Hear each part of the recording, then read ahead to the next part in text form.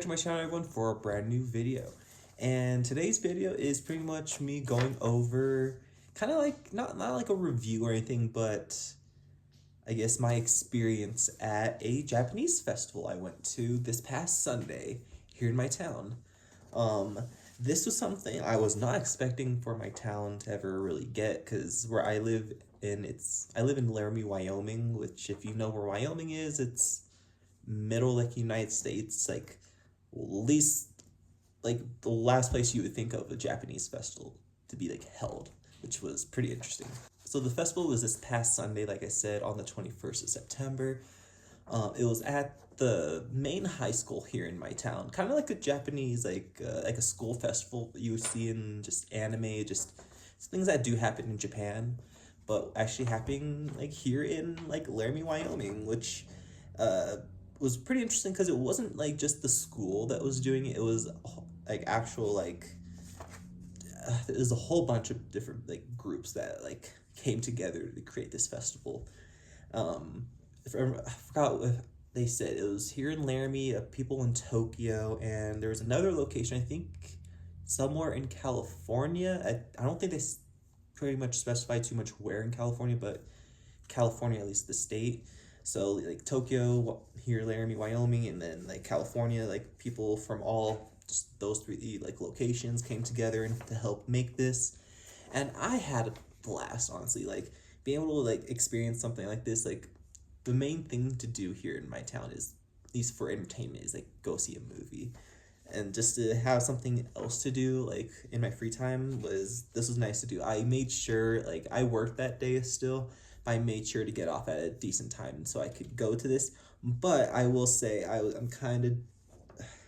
was a little frustrating when I got there at first, because they gave out these little pamphlets, like itinerary of like what to expect for the day. But how I found out about it was because of this little like flyer for it. And this flyer, the times for when things are supposed to be happening are all wrong.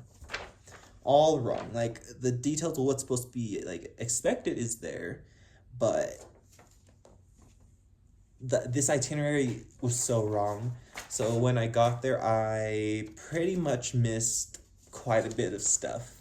But it was pretty fun that I was able to honestly participate in like experience. But yeah, I'm going to read off just with the itineraries. The stuff I missed was traditional Japanese music was being played by an Edo ensemble. That was supposed to be, I guess, happening past the time I arrived there, but when I got there, it was just already done. And that was just because due to whoever made this little flyer didn't get the details right at all for the actual event. But I'm glad that they actually were giving out these at the actual like festival. But I missed the traditional Japanese music, and then I missed the Aikijutsu type of martial arts. But I was able to, when I got there, the first thing I was just kind of scoping out the area, kind of just checking out all the booths and everything that they had. And then I pretty much went into a full-on just little shopping haul. I'm pretty sure I was probably their biggest like donation, probably.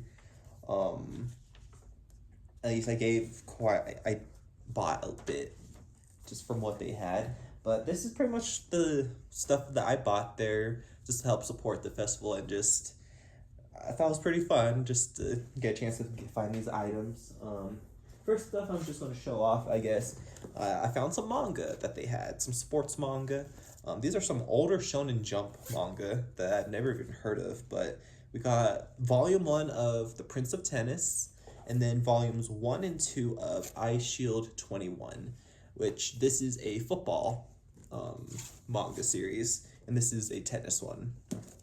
And I thought I don't mind a story that has like sports and stuff in it, so I thought it's because they're like first volume stuff also, I buy them. But that was definitely something I definitely was glad to get. And then I bought this Japanese like tea whisk, essentially, supposed to help like with whenever you like buy powdered tea, like matcha or something, just mix it up. So I'm pretty sure I have like a tea set that is like I could use this for. I'm pretty sure I have like 2 Japanese sets that my pretty much inherited from my grandmother.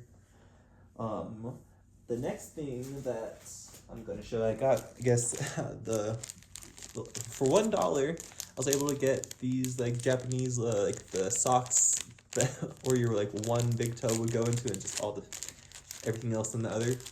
I got a pair of that. Just I thought it would be fun, see how that feels. And then I thought these were pretty cool. For $5 each, which I thought was pretty worth it, honestly. Studio Ghibli playing cards. Can't see the playing cards here. There's like another like blank card on the back of this one, but we got the Secret World of Arrietty for this one, for this pack, where the camera is. And then for this one, we got Castle in the Sky. Or Castle in the Sky, or it could also be Nausicaa, possibly also, just because they kind of exist in the same like world for those stories and have a lot of the same like elements. But yeah, these cards are pretty cool. Looks like these first few ones are kind of just like little poster cards or something.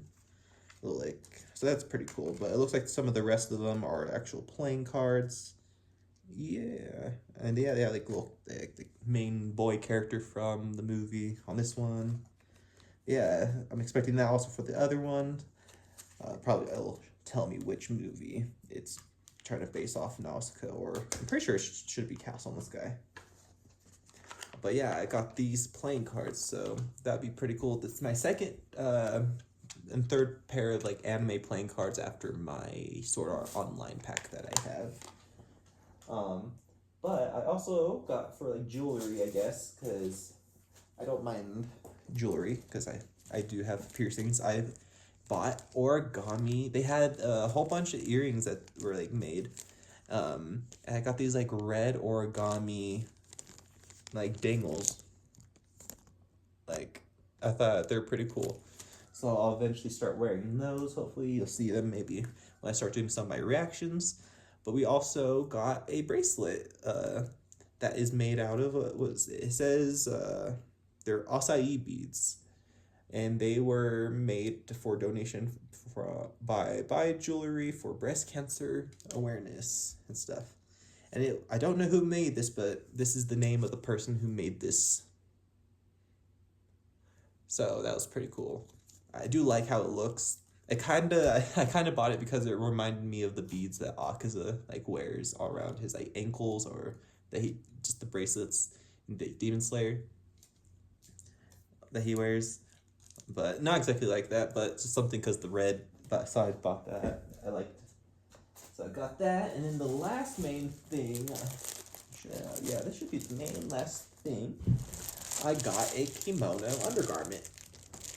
It says size medium right here, but we'll see if it actually fits me. But this will be pretty fun, I think, to start wearing underneath my kimono for sure. It was the only one that they had, so definitely a snag.